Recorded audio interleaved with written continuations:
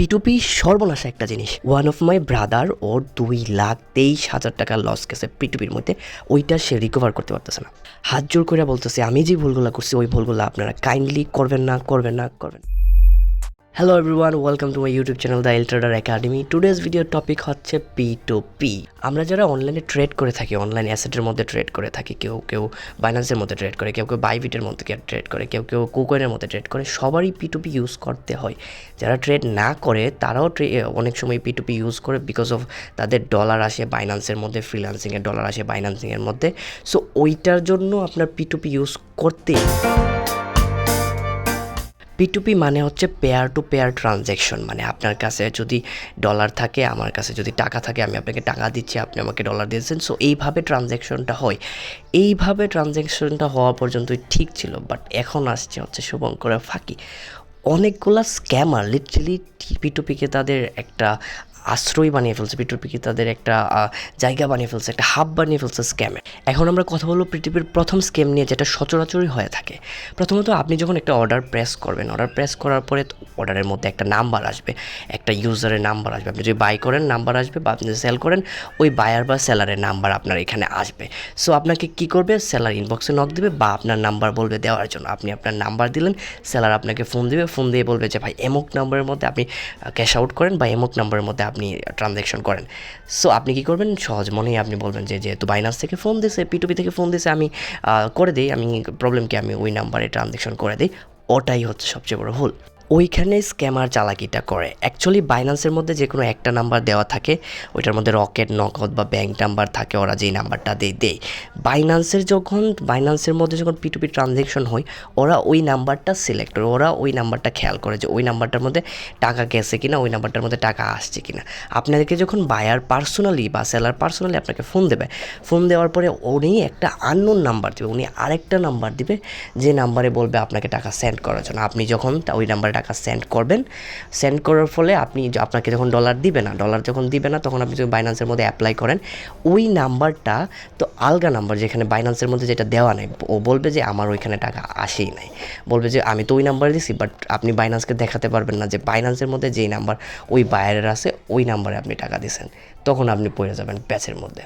অনেক ঝামেলা কাটানোর পর আপনি যদি বাইন্যান্সকে প্রুভ করতে পারেন যে আপনি ওনাকে টাকা পাঠাইছেন, অনেকগুলো চ্যাট দেখানোর পর, তারপরে বাইন্যান্স ওর অ্যাকাউন্ট সিজ করে দিবে। দেন আপনি ওইখান থেকে টাকা যেভাবে হোক নিজেদের মধ্যে লেনদেন করার পরে, নিজেদের মধ্যে কনভারসেশন কমপ্লিট করার পরে আপনি আপনার টাকা বা ডলার ফেরত পাইলেও পাইতে পারেন, নাও পাইতে পারেন।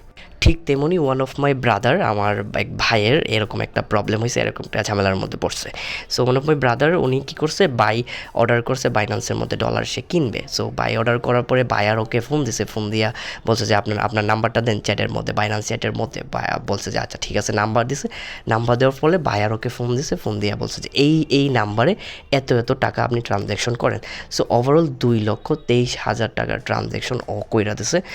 ও 2,23,000 টাকা ট্রানজ্যাকশন করার মধ্যে অনেক কারণ আছে, বিকজ অফ ওই ইউজারটা ওই বায়ারটার কাছ থেকে অনেক দিন যাবত ও ডলার বাই সেল করে, $100, $150 এইভাবে করে বাই করে। বাট এখন ওই বায়ার করলো কি, বায়ার অন্য অনেকগুলো নাম্বার দিচ্ছে যেগুলোর মধ্যে টাকা নিছে। নেওয়ার পরে ওইখানে বাইন্যান্সের মধ্যে ওই রিলেটেড কোনো চ্যাট নাই, ও একদমই আলাদা একটা প্ল্যাটফর্মের মধ্যে, হোয়াটসঅ্যাপের মধ্যে কথাবার্তা বলে ওই টাকাটা নিয়ে নিছে। এখন আমার ছোটো ভাইয়ের প্রবলেম হচ্ছে একটাই, তার কোনো প্রুফ নাই যে সে ওর সাথে লেনদেন করছে, বিকজ অফ বাইন্যান্সের মধ্যে চ্যাট লিস্টের মধ্যে কোনো প্রুফ নাই যে সে তার সাথে বাই সেল করছে। তো ওইখানে অনেক বড় একটা ঝামেলা হয়ে গেছে। এখন বাইন্যান্সের কাছে ও প্রুফ করার চেষ্টা করতেছে যে অ্যাকচুয়ালি আমি ওকে টাকা পাঠাইছি, ও আমাকে নাম্বার দিয়েছে ফোন করার জন্য, ফোন করার পরে আমি ওকে এইভাবে টাকা পয়সা পাঠাইছি। বাট ওইখানে আদৌ পাই কিনা, ওই রিভার্স পাই কিনা, ওই টাকা ওইখান থেকে পাই কিনা, এটার সম্ভাবনা অনেকটা কম বললেই চলে। সো এই প্রবলেম থেকে, এই স্ক্যামারদের থেকে বাঁচতে হলে আপনাদের অবশ্যই করতে হবে কি, বাইন্যান্সের মধ্যে যে নাম্বারটা ওদের দেওয়া থাকবে ওই নাম্বারে পেমেন্ট করা, ওই নাম্বারে লেনদেন করা। নইলে ও আপনাকে কি করবে, আপনার আদার ওয়েতে নিয়ে আপনার টাকাটা নিয়ে যাবে। আপনি কিছুই বলার থাকবে না, আপনার কোনো কিছু প্রুফ করাই থাকবে না। বাইন্যান্সের মধ্যে যে নাম্বারটা থাকবে ওই নাম্বার দিয়ে আপনি ট্রানজ্যাকশন করবেন, না হয় অন্য বায়ারের কাছে ট্রানজ্যাকশন করবেন, বিকজ বায়ারের অভাব নেই বাইন্যান্সের মধ্যে। আশা করি আপনারা সাবধানে P2P লেনদেন করবেন। আমি অনেকগুলো টপিক নিয়ে P2P স্ক্যাম নিয়ে ভিডিও বানাবো আস্তে স্টেপ বাই স্টেপ। আশা করি এই ভিডিওটা ইনফরমেটিভ লাগছে, ভ্যালুয়েবল লাগছে। যদি যদি একটু হলেও ভ্যালুয়েবল লাগে তাহলে অবশ্যই আমার চ্যানেলটা সাবস্ক্রাইব করে দিবেন, লাইক কমেন্ট অ্যান্ড শেয়ার করে দেবেন। যদি আপনারা প্রফেশনালি ট্রেডিং শিখতে চান, ট্রেডিং যদি লাইফ টাইম ইনকাম করতে চান ট্রেডিং থেকে প্রফেশনালি শিখে, তাহলে অবশ্যই আমার টেলিগ্রাম চ্যানেলের মধ্যে জয়েন করবেন। ওইখানে আমি সেমিনারের ব্যবস্থা করছি। আমার ক্রিপ্টো মার্কেটের মধ্যে, ট্রেডিং মার্কেটের মধ্যে অলমোস্ট 6 ইয়ারের এক্সপিরিয়েন্স আছে। সো ওইটা দিয়ে আমি আপনাদের শেখাবো কীভাবে কী ট্রেডিং করতে হয়।